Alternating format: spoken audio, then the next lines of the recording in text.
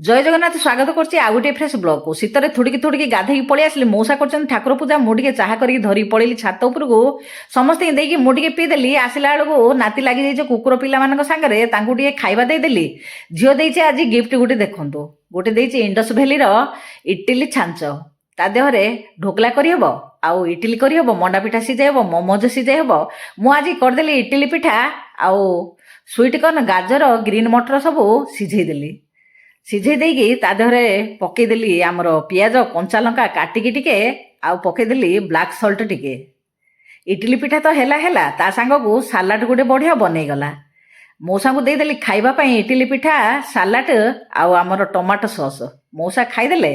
ଖାଇସାରିକି ପୁରା ତ ଦୋକାନ ଖୋଲିକି ବସିଗଲେ ଆଉ, ପରିବା ପତ୍ର ସବୁ ଧରିକି କାଟିବା ପାଇଁ। ମୁଁ ବସେଇଦେଲି ରୋଷେଇ, କରିଦେଲି ଫଳ ପକେଇକି ସବୁ କାଞ୍ଜି, ଫୁଲକୋବି ଆଳୁର ଭଜା। ରୋଷେଇ ସରିଲା ପରେ ଦେଇଦେଲି ମଉସାଙ୍କୁ ଖାଇବା ପାଇଁ।